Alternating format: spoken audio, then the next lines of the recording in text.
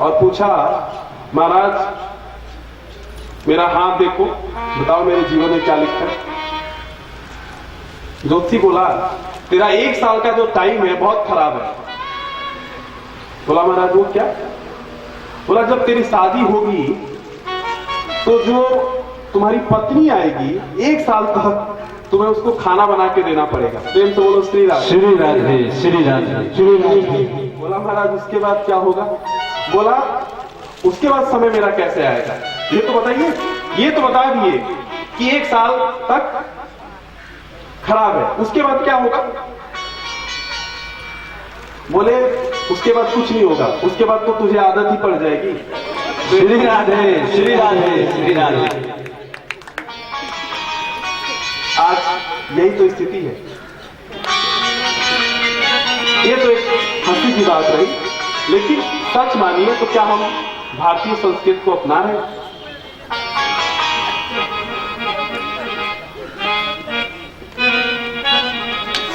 जैसा कि अभी महाराज जी के द्वारा सुनाया जा रहा था कि 1 साल तक खाना बनाना पड़ेगा, उसके बाद आदत पड़ जाएगी। लेकिन पहले युगान युगों से भारत नारी प्रधान देश रहा है, तो माताओं बहनों की शान में ये भजन है।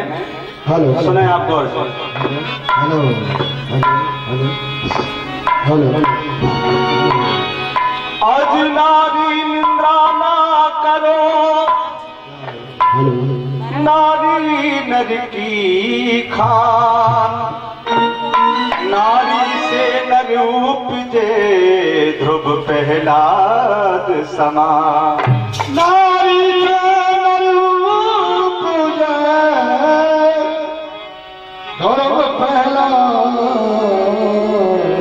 समान। नारी तो नर की शान होती है,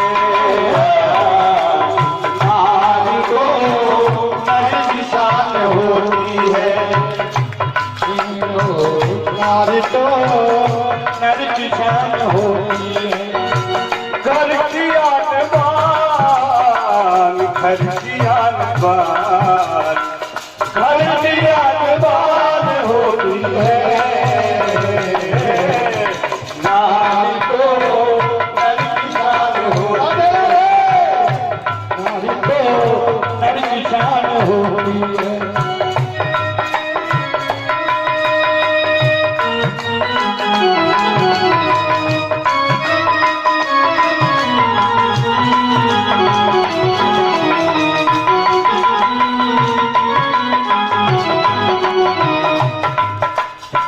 ये मैं नहीं कह रहा, ये शास्त्रों में लिखा है।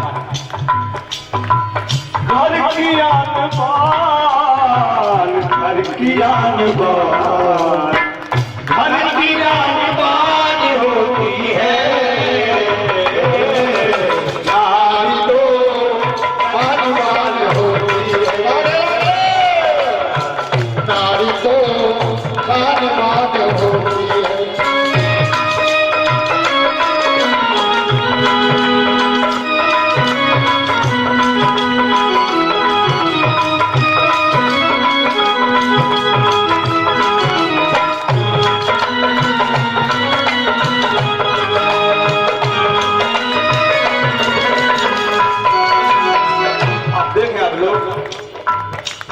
मशहूर है जग में भारत की नारी, मशहूर है जग में भारत की नारी।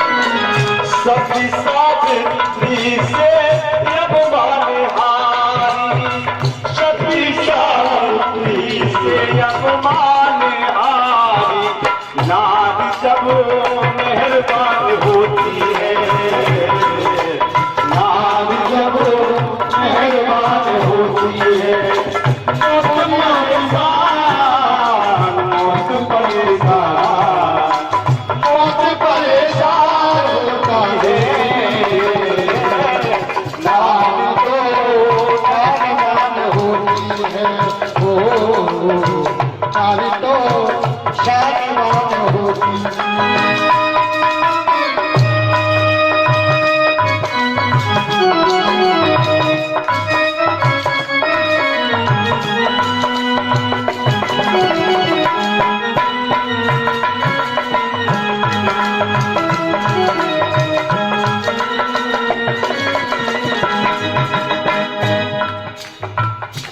सती अनुसुईया की महिमा जग में भारी, सती अनुसुईया की महिमा जग में भारी।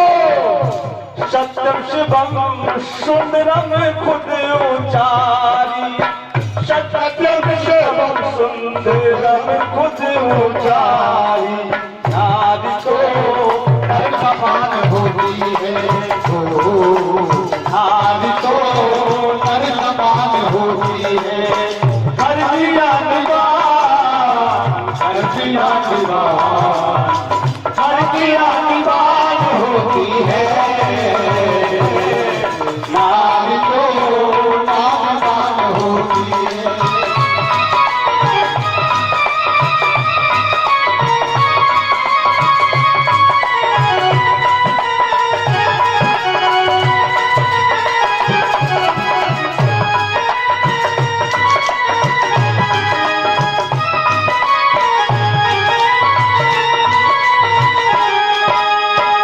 और आखिरी में राधे राधे। नारी सती हो गई पति पे बारी, नारी सती हो गई पति पे बारी। पति के लिए मिट गई वो बिचारी, पति के लिए गई वो बिचारी। नारी तो नर की शान होती है, नारी तो नर की शान होती है। घर की आसमान, नर की आसमान, घर की आसमान होती है। राधे राधे। नारी तो नामवान होती है।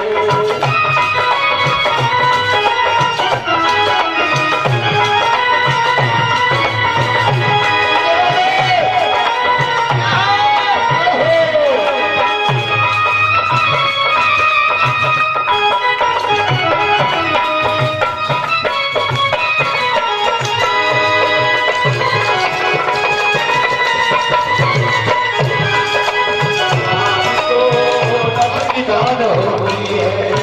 घर की आसमान, घर की आसमान, घर की आसमान होती है। नारी तो घर की आन होती है। नारी तो घर की शान होती है। नारी तो आदिमान होती है। माताओं बहनों की राधे श्री राधे, श्री राधे। बोलिए जय श्री राधे। हमारे संस्कृत में तो स्त्री का क्या कहना, ऐसे कई चरित्र मिलेंगे, जानकी माँ, सती, अनुसुईया, मीरा जी। कहने का मेरा आप सबसे निवेदन यही है कि आप सब घर की पहली गुरु हैं। आपका ये दायित्व बनता है कि बच्चों में संस्कार डालिए। क्यों? क्योंकि बच्चे देख के सीखते हैं। बच्चों में और बड़ों में इतना ही अंतर है। जो आप करते हो वही बच्चों में संस्कृत आती है, संस्कार आता है। अब आप ही गुरु के चरणों को दंडवत नहीं करते तो आपके बच्चे कैसे करेंगे? तो इसको अपनाना है। ये हमारी संस्कृत है, ये हमारी धरोहर है, यही तो हमारी पहचान है भारत की। तभी अपनी पृथ्वी को हम मां कहते हैं, और देशों में मां नहीं कहा जाता, अर्थ टीचर। लेकिन हमारे यहां ऐसा नहीं है, हमारे यहां पृथ्वी मां कहा जाता है।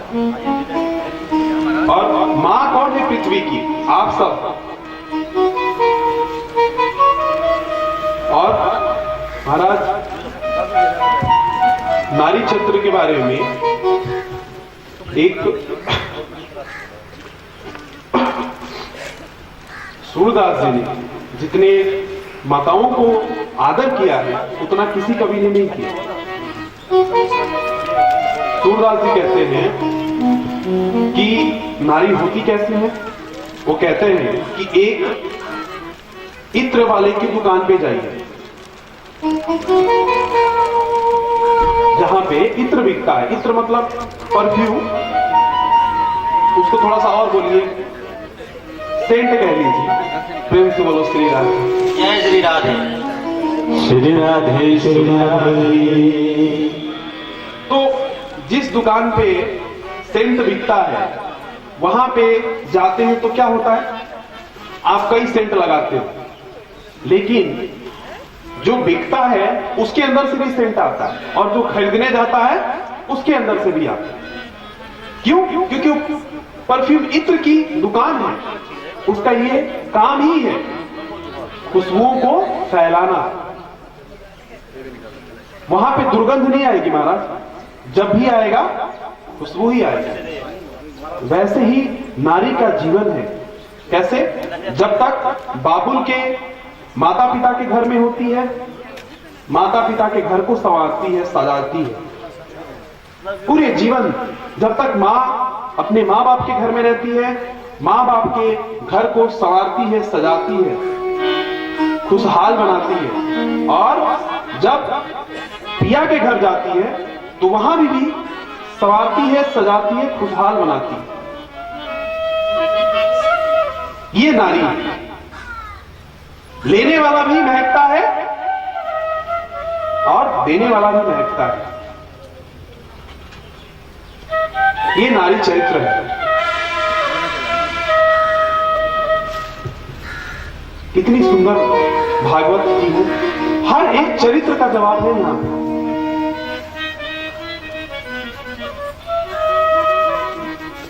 तो नारी हमारी, अगर नारी ना हो तो सृष्टि की उत्पत्ति नहीं होती।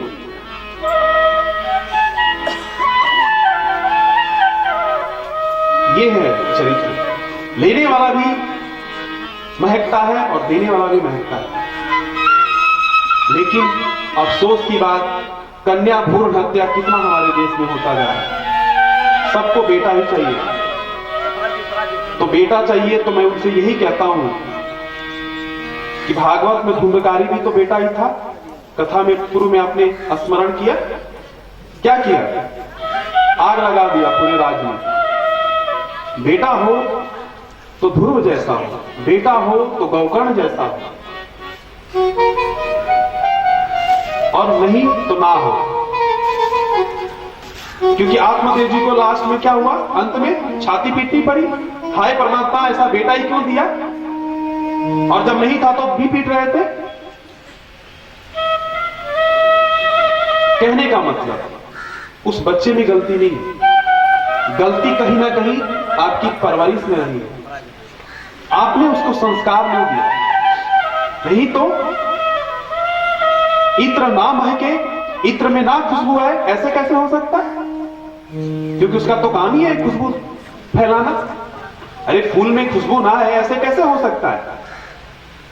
और मां तो फूल से भी खुशबूदार है, वो तो पूरे बगिया को सींचती है, पूरी बगिया में महक फैलाती है। हमारा घर भी तो बाग ही है। प्रेम से बोलो श्री राधे। अलग अलग प्रकार के, जैसे बाग में फूल होता है, वैसे घर में अलग अलग प्रकार के लोग भी होते हैं। तो सभी लोग फूल ही तो हैं। और उस बाग की मालिक कौन है? हमारी माताएं।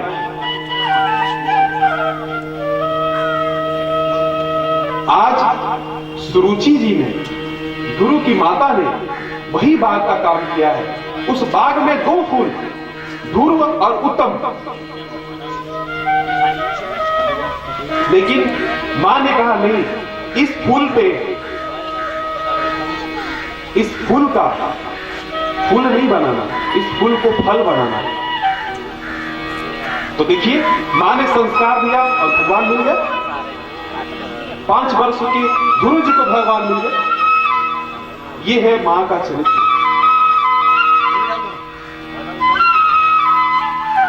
अब इसी ध्रुव जी के वंशज में ध्रुव जी के पुत्र प्रियव्रत जी हुए, जिनकी शादी इंद्र की बेटी इंद्रावती से हुई है। और प्रियव्रत जी की कहानी यह है कि ये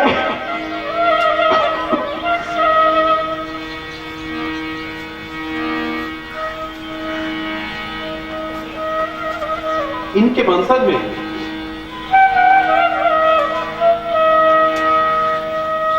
प्रियव्रत जी का ये गृहस्थ जीवन में आना नहीं चाहते थे, क्योंकि उन्होंने दुनिया देखी थी ना। तो मनु जी ने आके, स्वयंभू मनु जी ने आके प्रियव्रत जी को समझाया है कि नहीं, ऐसा नहीं है, गृहस्थ जीवन में भी रह के परमात्मा का भजन किया जा सकता है। प्रियव्रत जी के कहने पे ही इंद्र की पुत्री इंद्रावती से इन्होंने शादी की है और इनसे जो पुत्र पैदा हुए ऋषभदेव प्रियव्रत जी के, साक्षात भगवान इनके घर में जन्म लेके आए हैं ऋषभदेव जी के रूप में। बोलिए ऋषभदेव भगवान की। आपने भगवान के जो 24 अवतार, श्री राधे श्री राधे, भगवान के 24 अवतार में ऋषभदेव जी भी भगवान के अवतार हैं। आज भक्त के घर में, आज ध्यान से सुनना, भक्त के घर में भगवान बच्चा बन के आ गया। ये गुरु जी के वंशज है ना, प्रियव्रत जी ने इंद्रावती से शादी की, उनके पुत्र हुए भगवान ऋषभदेव जी।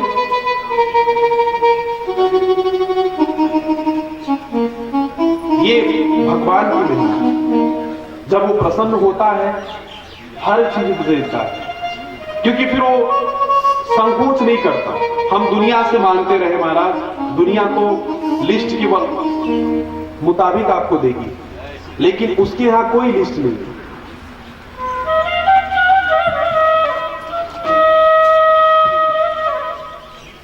वहां कोई लिस्ट नहीं है, वहां एक ही लिस्ट है। प्रेम से बोलो श्री राधे। मेरा भक्त कैसे प्रसन्न रहे, वहां एक ही लिस्ट है और उनके हर दरवाजे पे लिखा है, मैं चाहूं ये होता है, ये मैं जानता हूं। मैं चाहूं ये होता है, ये मैं जानता हूं। मेरा भक्त चाहे और ना मैं पहुंचूं, ये तो मैं भी नहीं जानता। भक्त चाहे और मैं ना पहुंचूं, ये तो खुद भी नहीं जानता मैं, क्योंकि मुझे याद ही नहीं है। भक्त एक बार आवाज देता है, मैं जैसे तैयार होता हूं वो किसी और का आवाज दे देता है। प्रेम से बोलो श्री राधे। जय श्री राधे। एक सत्य घटना हम आपको श्रवण कराएं। तुलसी बाबा के जीवन में 80 घाट पे रोज शाम के वक्त सत्संग होता था। एक व्यक्ति नदी पार करके रोज कथा श्रवण करने आता। आज बड़ा विचित्र हुआ, कथा बहुत देर तक चली। अब रात हो गया, भक्त को घर भी जाना, नदी है कैसे पार करेगा। बाबा ने क्या किया, उसको एक तुलसी पत्र पकड़ाया और उस पर राम राम लिख के और उसकी मुट्ठी बंद करके उसमें थमा दिया। बोला इसको पकड़ के और नदी पार कर लेना। कथा ध्यान से श्रवण करना। भक्त ने वो संत की दी हुई प्रसाद को मुट्ठी में पकड़ के नदी पे चल रहा है, तो क्या देख रहा है, पैर जल पे चल रहा है। जब बीच रास्ता पहुंचा तो उसने कहा ऐसा क्या दे दिया, मैं तो पानी के ऊपर चल रहा हूं। ऐसे परमात्मा की महिमा है, जब वो देता है तो आभास नहीं होता और जब लेता है तो आभास होता है। जब देता है तो कोई उसको ये नहीं कहने जाता भगवान तूने दिया, तेरा बहुत बहुत धन्यवाद ना, ये तो मैंने किया है। बताओ मैं अगर बहादुरगढ़ नहीं जाता तो क्या मेरे को पकौड़े वहां के मिलते। प्रेम से बोलो श्री राधे। और तो मैं गया, अच्छा हो गया तो मैंने किया। आज उस भक्त के साथ ऐसा ही हुआ।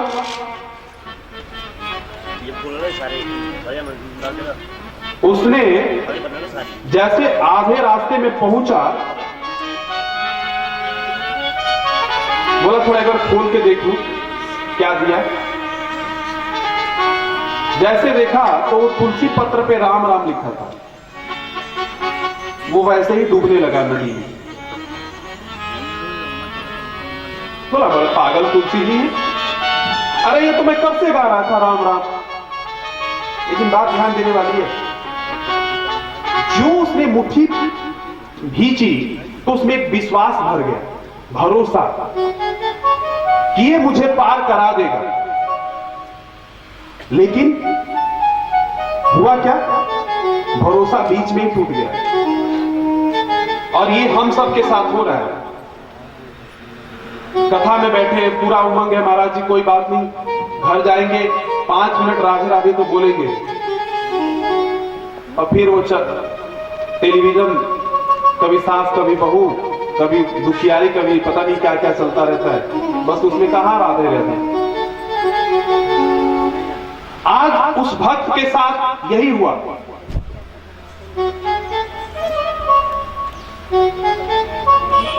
भरोसा टूट गया है बीच में।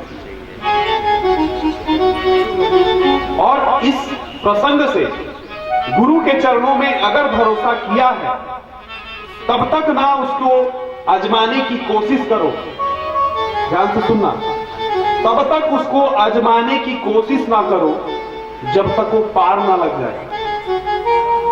मंत्र कोई छोटा और बड़ा नहीं होता महाराज,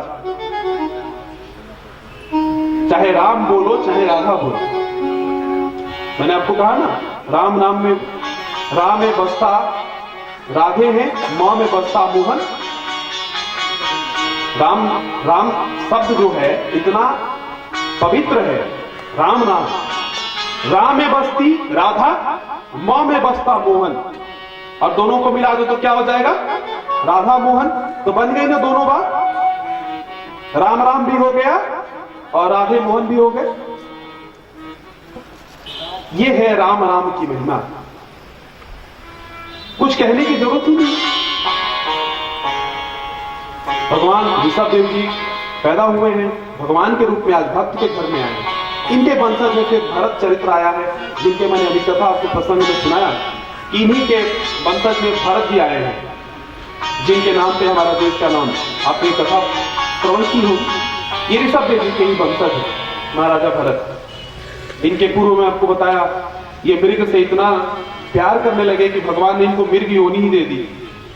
बोले तुम एक बार थोड़ा मृग भी बन के देख लो, क्योंकि वो सबको नचाता है ना, जो जैसा करेगा उसको वैसा ही फल देता है। लेकिन वो कहता है कि भक्त तो सिर्फ मेरा एक ही काम करता है, वो चाहे सोते हुए, चाहे जागते हुए, चाहे नहाते हुए, खाते पीते, बस मेरा नाम ले ले, यही मेरे लिए बहुत है। तो आप भी भागवत श्रवण कर रहे हो, कुछ करो ना करो, तीर्थ ना करो, धाम ना करो, लेकिन एक काम जरूर करो, हो सके तो भजन कर लो, हो सके तो गुरुजनों के चरणों को नमन कर लो। जय श्री राम। इसी में मुक्ति हो जाना है। शनि मंगल बुध ये सब उनके गुलाम हैं, ग्रह सब गुलाम हैं ठाकुर के। देखिए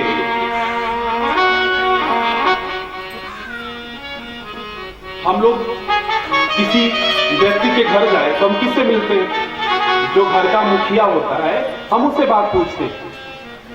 अब हमारे जीवन का, इस जग का मुखिया कौन है, ठाकुर। अब उसमें सभी लोग रहते हैं, ये तो नहीं होता कि नहीं मैं पुत्र से बात करना चाहता हूं। हाँ, किसी को जरूरत हो गई तो पुत्र से बात कर सकता है, लेकिन अगर कोई शुभ कार्य हो रहा है तो उसमें मुखिया को ही पूछा जाता है कि मुखिया कहां। तो जीवन का मुखिया हमारा ठाकुर। हम क्यों बेवजह भटकते रहे दर दर। तो एक पकड़ लो और उसी को पकड़ के पार हो जाओ। जहां अंतर और भेद करोगे वहीं पे कमियां आएंगी। तो आज ऋषभ देव जी भगवान जन्म लिए हैं ध्रुव जी के वंश में। और एक बात और कथा बता रही है कि जब घर में एक व्यक्ति वैष्णव हो जाए, ध्यान से कथा सुनना,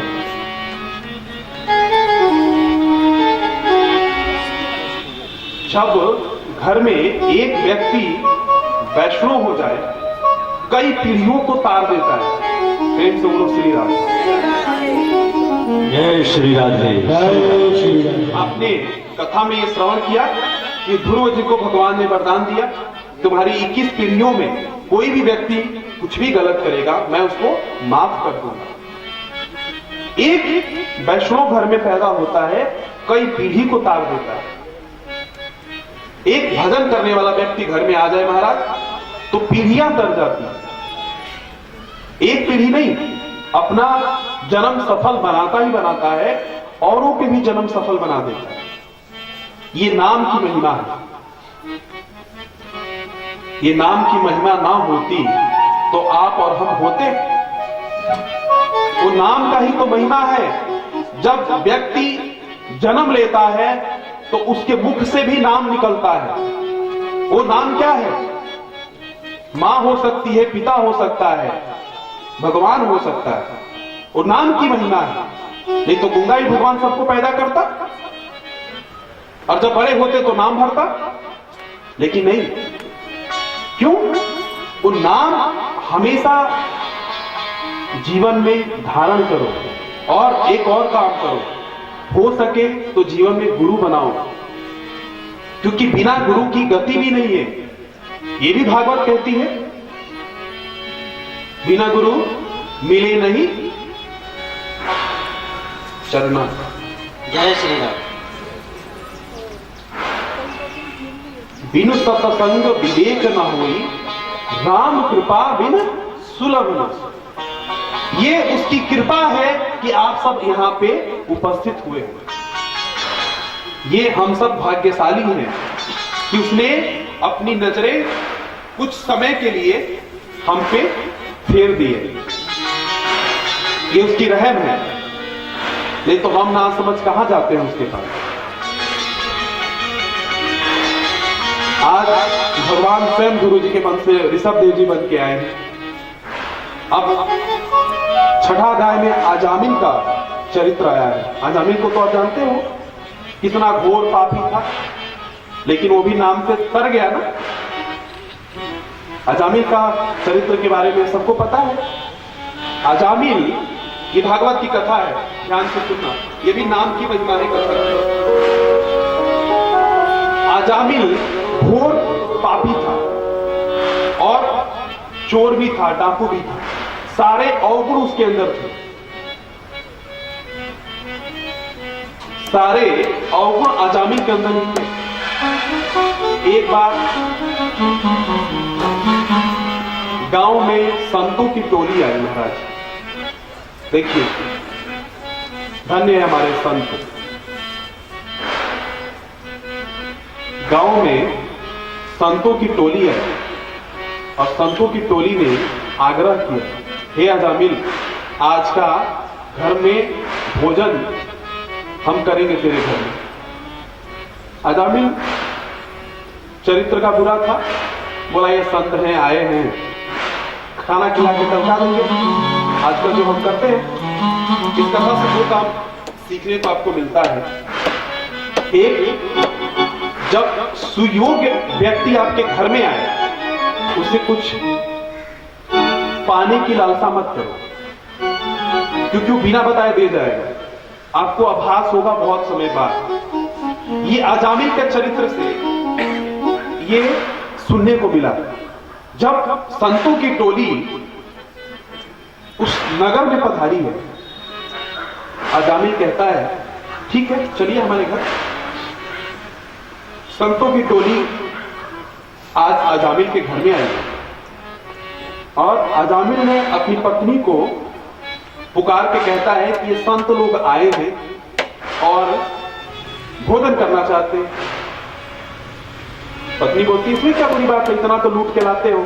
अरे फिर संत को खिला दोगे तो क्या घट जाएगा, तुम्हारी मुक्ति होगी। मां तो मां होती है ना।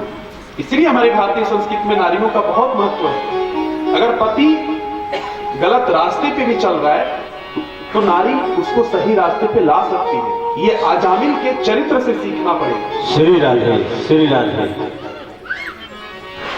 तो महाराज संतों की टोली घर में आई है और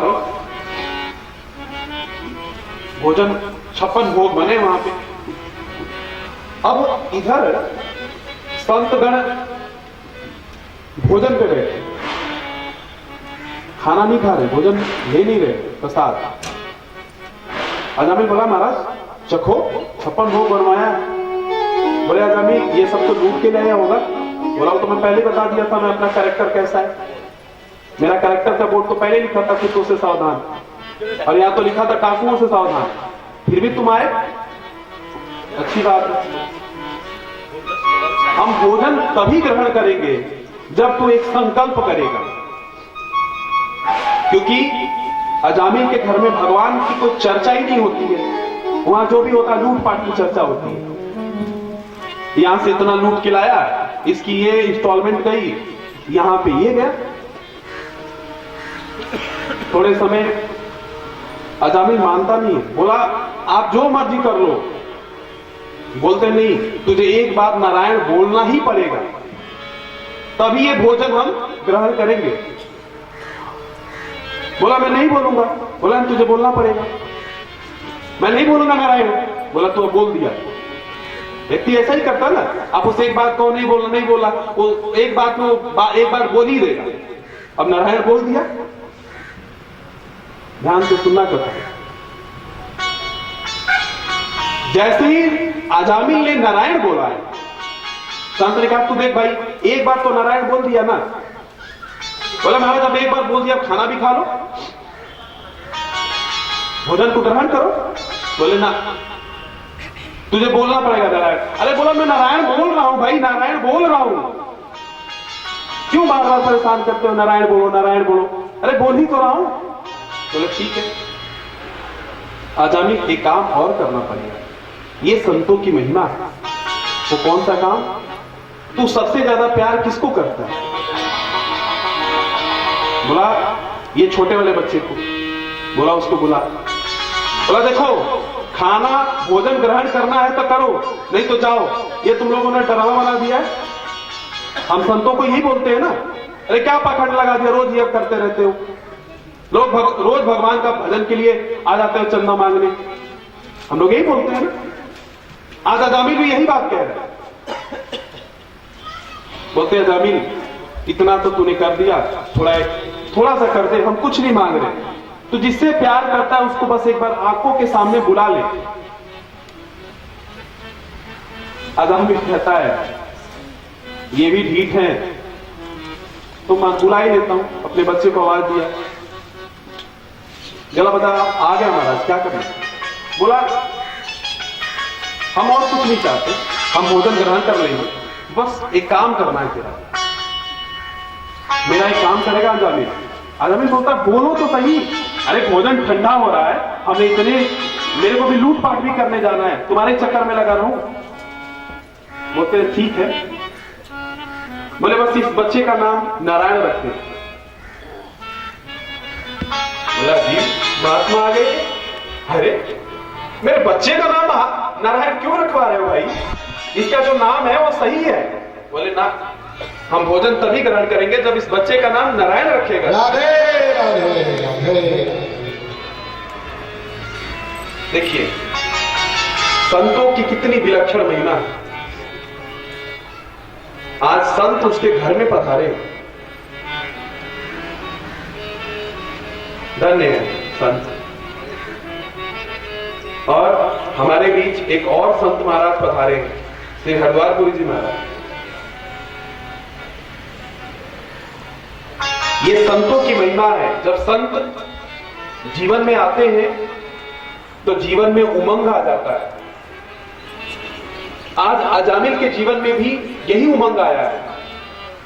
कहा ठीक है आप कहते हो मैं रख लेता हूं, नारायण रख दिया है। और देखिए बात समझने की प्रयत्न कीजिए कि जो सबसे प्यारा है उसी का नाम नारायण रखवा दिया संतों ने। अब जब भी अजामिल पुकारता है नारायण शब्द का ही इस्तेमाल करता है। अरे नारायण पानी ला, नारायण पानी लेके आते हैं। अरे नारायण खाना ला, नारायण खाना लाते हैं। क्योंकि नाम का महीना संत उसके मुख से बुलवाना चाहते हैं। जय श्री राधे।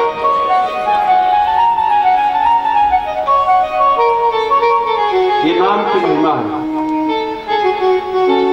धन्य है हमारे भारतीय संस्कृति, सिर्फ नाम जपने से मुक्ति हो सकती है। यह अजामिल के चरित्र बता रहा है। अब क्या हो रहा है कि कहीं से चोरी करके भी आ रहा है अजामिल, तो वो बोलता रहे नारायण इधर आ, नारायण इधर आ। हर बात में नारायण हो गए हैं। जो पहले भगवान का नाम नहीं लेना चाहता, वो जाने अनजाने में भगवान का नाम ले रहा है। इस कथा से दो प्रसंग निकल के आता है। एक तो व्यक्ति का नाम हमेशा भगवान से मिलते जुलते रखना चाहिए।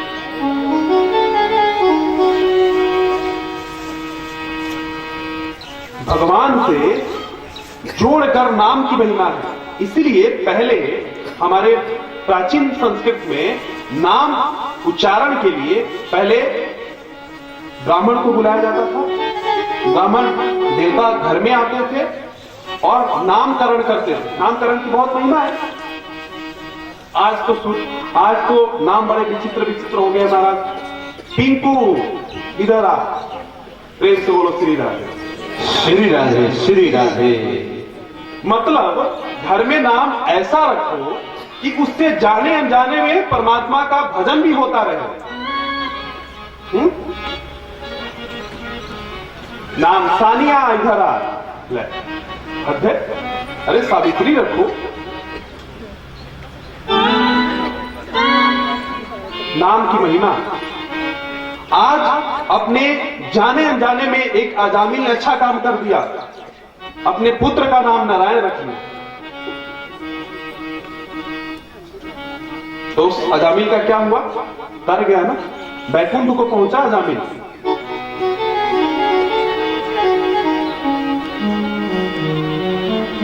एक व्यक्ति बड़ा दुखी बैठा था। सुन लेना नाम की महिमा। बड़ा दुखी बैठा था। उसके कुछ दोस्त आए, बोले भाई क्यों दुखी है? बोला क्या बताऊं, लोन पे गाड़ी लिया था। तो क्या हुआ, तो गाड़ी उठा के ले गए। कौन से? लोन वाले। प्रेम से बोलो श्री राधे। श्री राधे श्री राधे। कौन सी दुख होने वाली बात है? बोला एक और दुख हुआ। क्या? तो मैंने घर भी एक फाइनेंस कराई थी लोन पे, वो भी लेके चले गए। तो बोला इससे दुखी है तू? बोला ना इससे दुखी नहीं। फिर किस बात से दुखी है? बोला मैं ये सोच रहा हूं कि कहीं शादी भी लोन पे कराई होती तो कम से कम छुटकारा तो मिलता। प्रेम से बोलो श्री राधे। राधे राधे। अरे कहीं शादी भी लोन पे हो गई होती तो ये घर में रोज का कलेश खत्म हो जाता।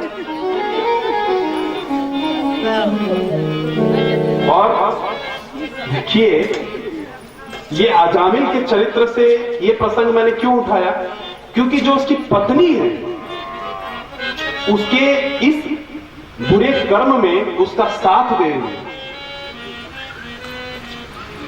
मैंने इसलिए इस चरित्र को उठाया। और तो और महाराज एक बात और है कि शादी के 1 वर्ष तक घर में सुगंधित परफ्यूम रखा जाता है। और जैसे शादी के 1 वर्ष बीत जाते हैं तो उसी घर में सर दर्द का गोली, बाम और क्या क्या बताएं। ये है चरित्र। यही हो रहा है हमारे यहां। मतलब शादी से पहले हर एक चीज घर में मिलेगी, शादी होने के बाद बस यही चीज मिलेगी। सर दर्द की गोली, टेंशन की गोली, बाम, ये सब घर में मिलता है। प्रेम से बोलो श्री राधे। श्री राधे। आज अजामिल भी जाने अनजाने में एक सही काम कर दिया कि अपने पुत्र का नाम नारायण रख लिया और उसी नारायण से उसके जीवन सुधर गए। उसके बाद छठा स्कंद में वृतासुर का चरित्र आया है, जो असुर होने के बाद भी एक बार उसको वैराग्य उत्पन्न हो गया और उसको भी एक गुरु मिले। आगे के प्रसंग में आप श्रवण करेंगे। तो कहने का अभिप्राय मेरा यह है कि नाम का महिमा भागवत, पूरी भागवत नाम के महिमे में चली है, भजन पे चली है। और ये जो चरित्र आप श्रवण कर रहे हो, ये आपको हमको पक्का कर रहे हैं कि इसमें संदेह मत करो। जब अजामिल नारायण का नाम लेके बैतरनी पार हो सकता है, तो क्या हम नहीं पार हो सकते? और किसी कवि की ये पंक्तियां बहुत प्यारी हैं, और पंक्तियां इतनी प्यारी हैं कि उसने जितनी इंद्रियां हैं, कान, नाक, मुख, ये काया, सबके बारे में कह दिया कि तुम जितना मर्जी भजन कर लो, ये बिल्कुल सोना नहीं लगेगा जब तक इसके अंदर परमात्मा का नाम का स्मरण ना हो। जितना मर्जी दुनिया घूम लो, जब तक मंदिर नहीं जाओगे बात नहीं बननी। क्यों? क्योंकि मंदिर भी एक माध्यम है परमात्मा का भजन करने का, वो माध्यम है।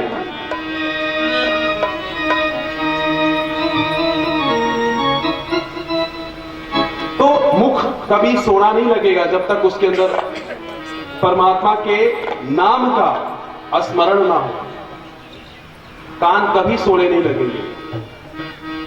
आइए 2 मिनट बड़े भाव के साथ इस कवि की ये पंक्तियां हैं।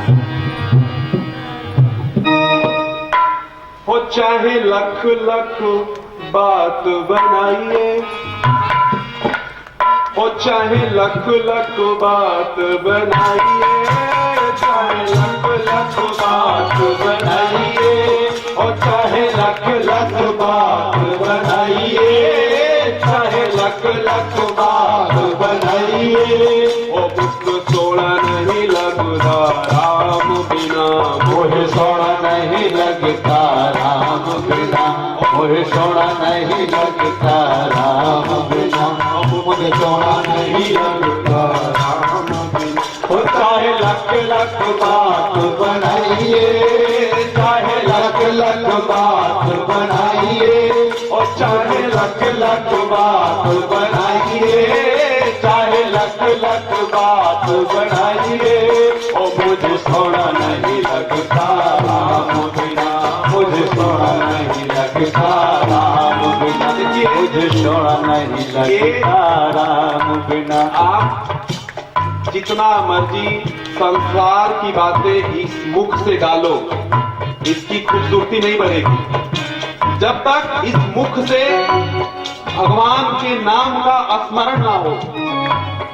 जितना मर्जी सुंदर सुंदर बातें कर लो, इसकी सुंदरता उससे नहीं है। इसकी सुंदरता तब है जब इसमें हरि भजन हो। चाहे लख लख बात बनाइए, चाहे लख लख बात बनाइए, चाहे लख लख बात बनाइए, चाहे लख लख बात बनाइए, ओ मुझे सोना नहीं लगता राम बिना, मुझे सोना नहीं लगता राम बिना। चाहे लख लख बात बनाइए, चाहे लख लख बात बनाइए, मुझे सोना नहीं लगता तेरे बिना, मुझे सोना नहीं लगता तेरे बिना। और क्या?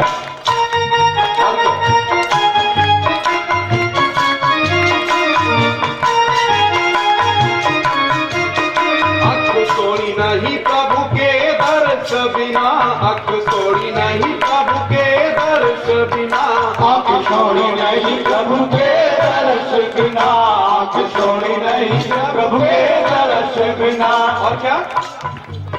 और चाहे लख लख काजल पाइए, और चाहे लख लख काजल पाइए, और चाहे लख लख काजल पाइए, और चाहे लख लख काजल पाइए, मुझे सोना नहीं लगता तेरे बिना, मुझे सोना नहीं लगता तेरे बिना, मुझे सोना नहीं लगता राम बिना, मुझे सोना नहीं लगता। चाहे लख लख बात बनाइए, चाहे लख लख बात बनाइए, मुझे सोना नहीं लगता राम बिना, मुझे सोना नहीं लगता। ये मुख की सुंदरता कब है? ये आंखों की सुंदरता कब है? ये स्वरचित भाव है मेरा, और पूरे देश दुनिया में कुछ समय बाद एक इसकी सीडी भी हम आप सबके घर घर भी भिजवाएंगे। ये भजन 2 घंटे का है और बहुत जल्दी आप सबके सामने भी सुनने को आप सबको मिलेगा। लेकिन हमने इसकी कुछ पंक्तियां आपके नगर में पहले ही गा दी, तो आप सबको इसको सुनने का और बड़ा आनंद आएगा। तो कहने का मतलब ये है कि आंखों की खूबसूरती काजल लगाने से नहीं है, इस आंखों की खूबसूरती काजल लगाने से नहीं है, जब तक इस आंखों से प्रभु का दिलदार ना हो।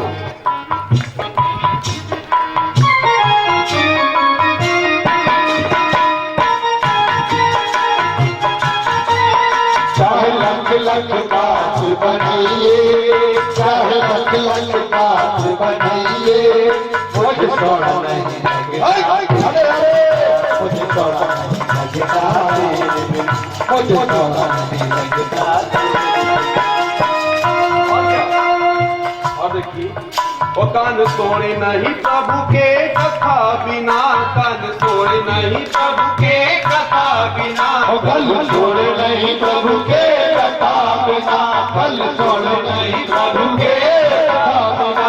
देखिए, और चाहे लख लख कुंडला पाइए, और चाहे लख लख कुंडला पाइए, और चाहे लख लख कुंडला पाइए। देखिए, चाहे लख लख कुंडला पाइए, इस कान की शोभा कब है? इसमें जितना मर्जी कुंडल डाल लीजिए, कोई फर्क नहीं पड़ता, जब तक इस कान में हरि की कथा नहीं जाएगी। राधे राधे। कितना मर्जी कुंडल डाल दो, इसकी उससे खूबसूरती नहीं है। चाहे लख लख कुंडला पाइए, चाहे लख लख कुंडला पाइए, चाहे लख लख कुंडला पाइए, मुख सोना नहीं लगता, अरे अरे मुझे सोना नहीं लगता, मुझे सोना नहीं लगता।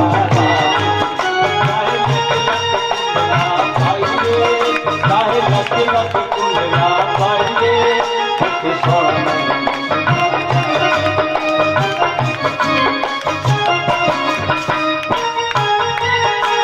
जय हो जय हो।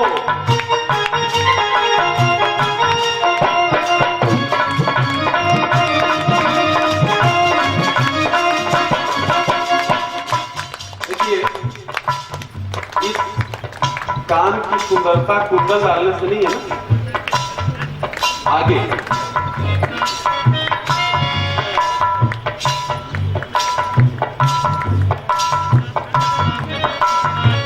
किसी ने कहा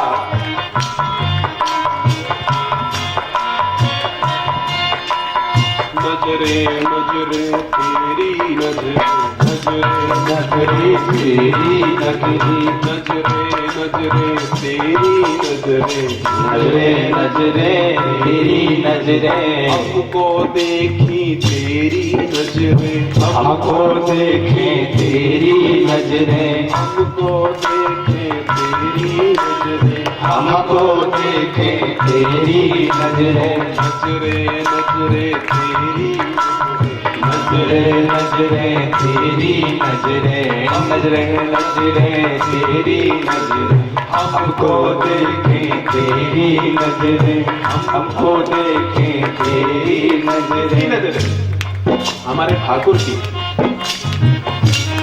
एक बार उसको याद करो और उसके सामने जाओ तो उसकी नजरें कैसी रहती है? जैसे बकुले की आंखें अपने शिकार पे, तो वो भी आपको शिकार करता है, उसकी आंखें ऐसी है। और एक बार उसकी शिकार में फंस गए, प्रेम से बोलो श्री राधे। राधे राधे। ये क्या पूछना है? वो ऐसे शिकार करेगा कि जिंदगी में छूटना नहीं है। शिकारी तो छोड़ भी देगा, लेकिन वो महाशिकारी है, पकड़ लेगा तो नहीं छोड़ेगा। नजरे नजरे तेरी नजरे, नजरे नजरे तेरी नजरे, नजरे नजरे तेरी नजरे, नजरे नजरे तेरी नजरे, कर दे मुझको घायल, नजरे तेरी मुझको घायल हो तेरी नजरे, नजरे नजरे नजरे अब तेरी नजरे, करते मुझको घायल अब तेरी नजरे, करते मुझको घायल अब तेरी नजरे। तभी चाहे लख लख बात बनाइए, वो चाहे लख लख बात बनाइए, चाहे लख लख बात बनाइए, वो चाहे लख लख बात बनाइए। राधे राधे।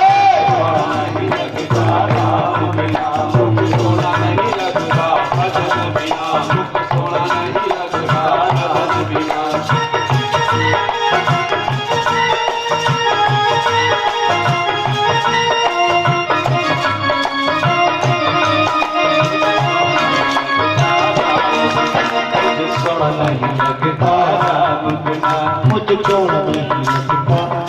और क्या? काया सोड़ी नहीं लगती भजन बिना, काया सोड़ी नहीं लगती भजन बिना, काया सोड़ नहीं लगती भजन बिना, काया सोड़ नहीं लगती भजन बिना। चाहे मल मल रोज नहाइए, वो चाहे मल मल रोज नहाइए, और चाहे मल मल रोज नहाइए, वो चाहे मल मल रोज नहाइए। और मुझे सोना नहीं लगता राम बिना, मुझे सोना नहीं लगता राम। वो चाहे मल मल रोज नहाइए, वो चाहे मल मल रोज नहाइए। मुझे थोड़ा लगता राम।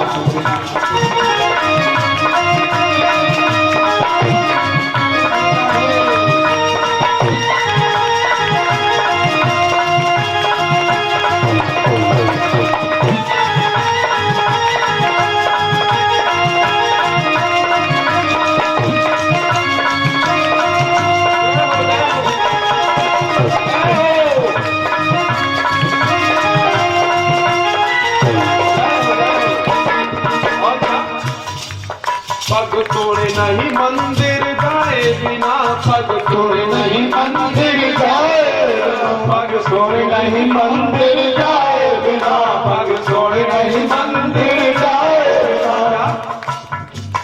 चाहे जग सारा घूम आइए, देखिए आए जग सारा घूम आइए, ये पैर, ये आपके पग, इनकी सुंदरता इसलिए नहीं है कि चारों धाम कर लिए, नहीं।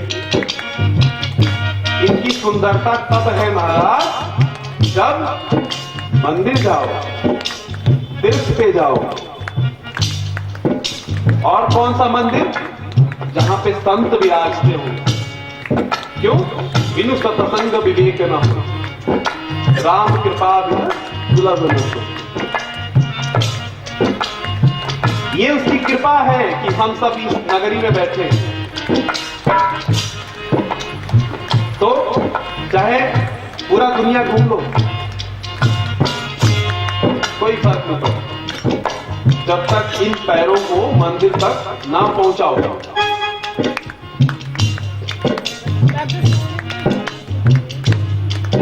पग तोड़े नहीं मंदिर जाए बिना, पग तोड़े नहीं मंदिर जाए बिना, पग तोड़े नहीं मंदिर जाए बिना, पग तोड़े नहीं मंदिर जाए बिना। चाहे जग सारा घूम आइए, चाहे जग सारा घूम आइए, और चाहे जग सारा घूम आइए, चाहे जग सारा घूम आइए, थोड़ा नहीं लगता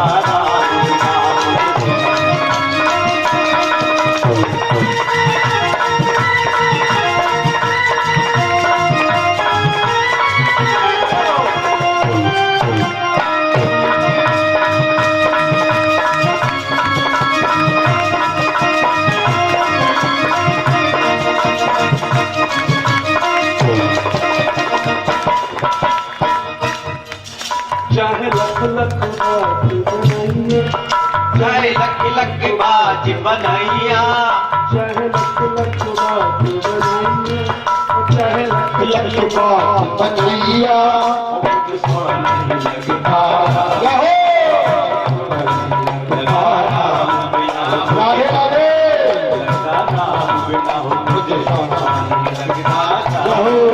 चाहे लख लख बात बनैये, चाहे लख लख बात बनाइए, और चाहे लख लख बात बनैये, और चाहे लख लख बात बनाइए, और मुख छोड़ा नहीं राम बिना मुझ थोड़ा रहो, श्याम बिना मुझे छोड़ा नहीं लगता, राम बिना मुख छोड़ा नहीं लगता, भजन मुख छोड़ा नहीं लगता,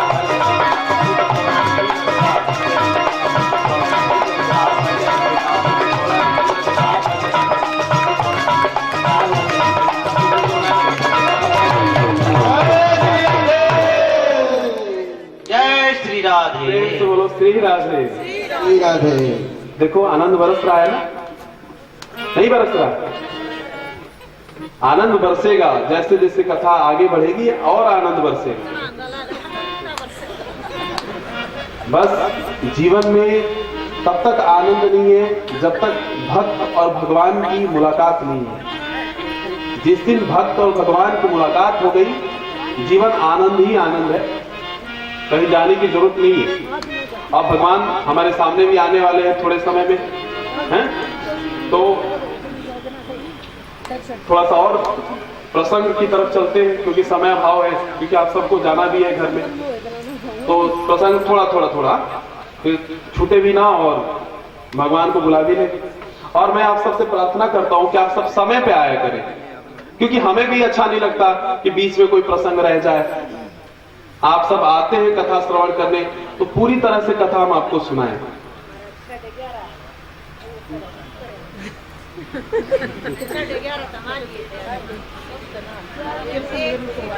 आगे इसी चरित्र में आपने जैसे सुना है, प्रहलाद जी का भी इसी जीवन में वृतांत आता है। इसी प्रसंग में आगे इन्हीं के वंशज में प्रहलाद जी, हिरण्यकश्यप, कथा आपने सुनी है। भगवान हिरण्यकश्यप ने प्रहलाद जी से बोला कि तू जिस नारायण नारायण को बोलता है, तेरा नारायण है कहाँ? कण कण में, पग पग में, खम्भ खम्भ में नारायण है। आपने प्रसंग कई बार सुनी है। भगवान आज हिरण्यकश्यप ने मानो प्रहलाद जी को बहुत परेशान किया है। भागवत में लिखा है, यत्न कर्म में हिरण्यकश्यपु अथो देवः परिप्रेक्ष्यते, बहुत परेशान किया। लेकिन उस भक्त की अडिग निष्ठा आज भगवान को भी अवतरित होने के लिए मजबूर कर देती। भगवान भक्त की बात को रखने के लिए पग पग में, खम्भ खम्भ में रहते हैं भगवान।